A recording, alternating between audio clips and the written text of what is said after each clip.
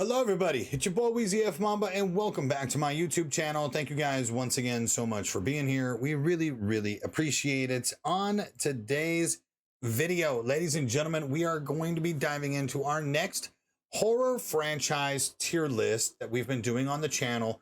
We have gone through about 4, 5, 6 maybe horror franchises leading up to this date of my personal opinion and their tier list ranking. Likes of TCM, the Texas Chainsaw Massacre, Halloween, Friday the 13th, Evil Dead, Saw. We might have done, I know we did those 5. What else have we done?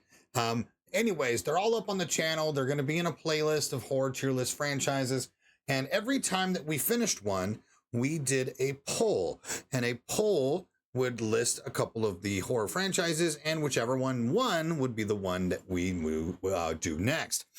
In fact, with the Evil Dead being finished on the last week, the Alien franchise won this week's poll.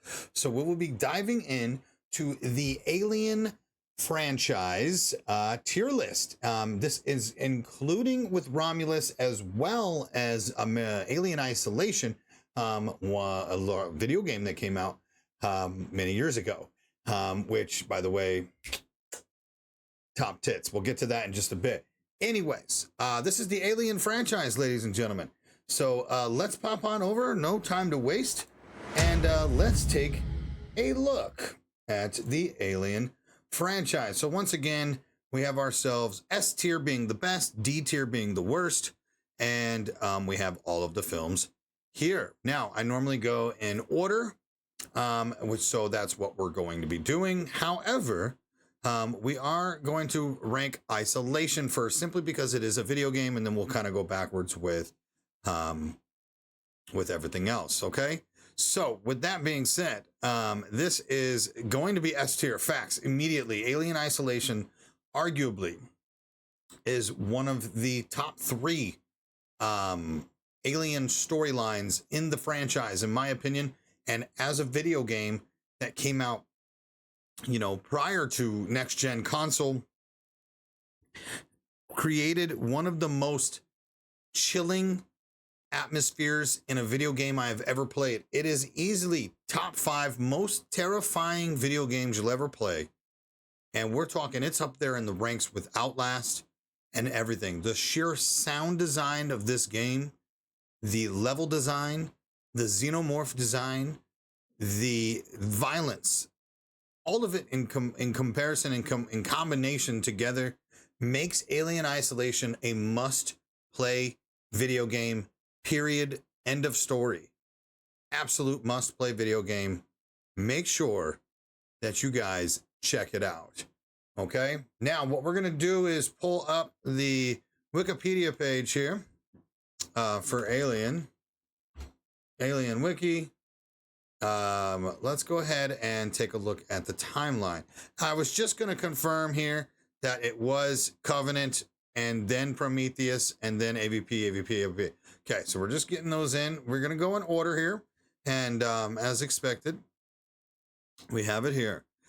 So Romulus, this just came out. I went and saw this with my wife. This is easily A tier film making material. Alien franchise back to its roots of you know, the face huggers, the xenomorph design, again, the science, a little bit weird ending. That's why it kind of falls to S tier for me, because we're kind of getting into that Prometheus style with the ending. But again, to me, it's just was a really well-made film.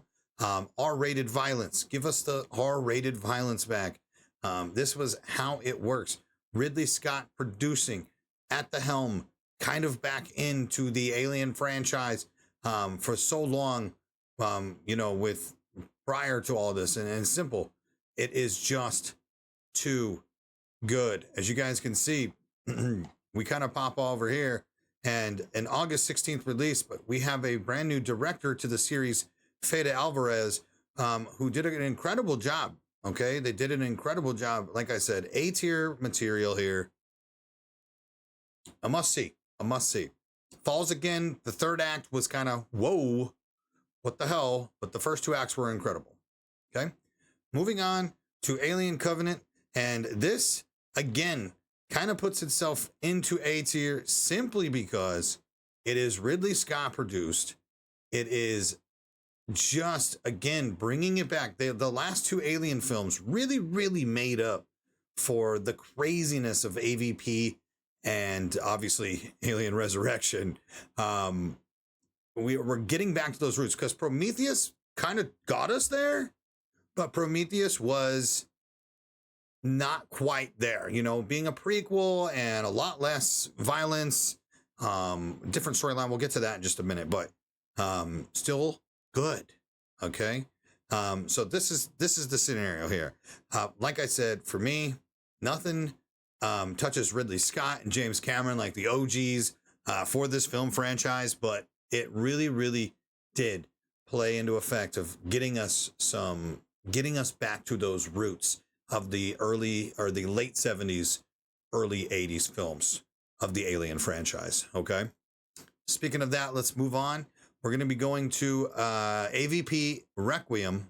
Lord have mercy, God Almighty, this is trash. Okay. It was literally the fact that it was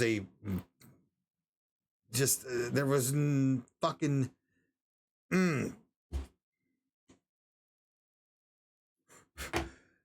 I don't even know where to begin. Okay. And AVP is kind of there too, but this gets a little bit different. We still have the design of this set. I could not see fucking anything on this film. And in fact, there is a known scenario with AVP Requiem that is going to be reshot or remade or at least upscaled. This movie came out in 2007 and it still looks like worse than 1977 Alien, right? This was, or 77? I don't know. Anyways, regardless, Requiem looked like dog shit, and it has a color scale problem in the film. Like, it needed a saturation to be applied in post-editing, and it didn't even get done. It was released to the masses, and it was a far worse film than its predecessor, which was AVP. But the reason why this was so bad was I couldn't see anything. Literally, it was just too fucking dark. The colors. AVP, we're going to put this in D tier as well. Again, a little bit better of a film, but the toned down violence gets me. Simple the fact that we have two of the most insane horror icons in the world of Predator and Alien and the Xenomorph, and rated R films in their respective franchises, and then Alien versus Predator comes out with a PG-13 rating that absolutely fucking killed the film. Still, it was, at the time, it's kind of like the Freddy versus Jason effect, where we have two franchises coming together, having a collab, and we're like, oh my God, this is so fucking huge. This is so good. AVP, can't believe that we're getting the Xenomorph and Predator on the same screen, both rated R films. Let's make it PG-13 and fuck everything up. That's what they said. That's what they did. Okay. Now, I accidentally skipped over Prometheus. We were talking about it when we were talking about Covenant, so that's my fault, but we're going to go ahead and get this ranked now. Prometheus is mid. It's B tier for me because it's, again, getting past the AVP shenanigans and way past the Alien Resurrection, shenanigans, that it allows us to move forward into getting us back to the roots of the franchise. Prometheus was, it was scary. It was scary. But again, toned down violence kind of made it mid to me. It was slow, dragged out, a lot of scenes where we had just emptiness. But it was very well shot. The special effects were insane. And of course, bringing us back to the Ridley Scott era, because these films weren't it. So mid. Now, Alien Resurrection. Here we are, man. I mean, and by the way, it's the worst one. I'd rather watch AVP with something I can't see than ever see Alien Resurrection again. Sigourney Weaver, Winona Ryder, absolutely star-studded cast. The Xenomorph continuing the storyline from Alien 3, guess what? Dog shit. Absolute dog shit. And that's all I have to say about Alien Resurrection. This is easily one of the worst fumbles of any film, horror film, in any horror franchise, period. End of story. You think of how bad Friday the 13th part 5 was that people gave Halloween 5, or part 9, part 8, right? Resurrection still takes the cake for being worse than part 9 and part 8 of Friday the 13th. And trust me, even think of Halloween Resurrection, okay? Chicken fried steak, motherfucker, right? Kentucky fried chicken, motherfucker, right? Busta Rhymes bad. This was even worse. Remember that. Okay, now the rest are the top of the top, right? Alien 3 is an absolute S-tier film. Come on, baby. Absolute S-tier film. And again, we're just continuing that full-on scenario of becoming into the best case for me. Alien 3 really kind of put that in. And remember, we're back in the 90s now at this point. And the 90s, you know what? This might have to be A. This might have to go down to A tier. I think there really is some bad things that are in this film. But it has to come to top of A for sure. Yeah, for sure. Okay. But the conclusion of Ellen Ripley's storyline really tied it with a nice bow, and going from 1977, right? And hope I am confirmed on that. Or 79. It's 1979. I keep getting confused with another franchise. 1979 to 1992, the jump from Alien to Alien 3, of it being over a decade and us still thoroughly invested in this franchise, that it continues on and then just shits the bed with Resurrection. But anyways, Alien 3 still had its moments, the battle of battles that we needed, and it was just well done, in my opinion. I don't think it's quite S tier now that I'm thinking about it. And the new xenomorph, right? Like the non-queen xenomorph. And what was it? They like impregnated a mammal, like a quadruped mammal. It was super weird, but again, still was fresh 13 years later, right? And moving on to Aliens, which is number 2. And Aliens, of course, obviously is S tier. This is the cream of the crop, the non-Ridley Scott directed film, still produced, but James Cameron pops in and directs Aliens, giving us more xenomorphs, and of course, the continued storyline with Sigourney Weaver. The top, this was personal against the xenomorph. It is so good. It doesn't get any better than this as far as sci-fi films and horror franchises. It just was so good. So good. Okay. And I absolutely think that this is going to be the hardest part for me. Like, am I bouncing here? We're going to go back up to 1. Now, obviously, this is the most iconic film, Aliens and Alien.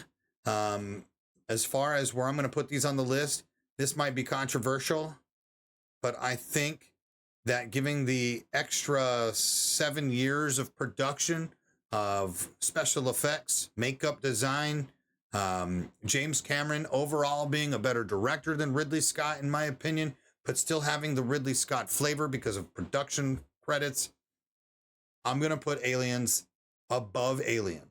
I don't know if this is something that people do all the time. It's always the original, right? But it's one of the best looking sci-fi films of all time, Alien. At the time, too, think of it, in 79, and this movie looks still better than some of the later films in this franchise, let alone other franchises. It doesn't look fake. It looks real. And Alien just really took the cake with the introduction of Ellen and the Sigourney Weaver storyline, and continuing with a alien design that we had never seen before in the 70s, let alone before that. Everything was always Martians, right? Little green men, fucking boring shit. But honestly, this truly changed the world and created people that wanted to become astronauts in space and space exploration. Alien was absolutely iconic. Fuck, man. I don't know if I'm going to put this in 1 or 2, man. Fuck, dude. Ah, man. I gotta keep it. I gotta keep Aliens at 1. It's just a better film overall, dude. And this is my franchise. This is my tier list. Let me know what you guys think. And I always suck at these, dude. I don't know really how to do tier lists outside of like, yeah, this is it. Like, there's been so long since I've seen some of these movies that you kind of just forget, you know, especially the bad ones, of how bad they are. You know, if I'm gonna do true, you know, tier list videos, I would have to do a marathon, and I just don't have time for that. But these are just half-ass tier lists. This is what we do, half-ass tier lists. Okay, much love, man. I love you guys very much. Appreciate y'all for being here. Let me know down in the comment section, where do you rank your Alien franchise? Where do you put these movies from S to F, from S to D tier? Let me know down in the comments. Drop a like on the video, hit the subscribe button. Don't forget to turn on your notification bell. That way you guys get notified every time I go live here on YouTube, over on Twitch, and anytime that I bring you brand new horror franchise content. I love you guys, and we will catch you on the next video. Peace out.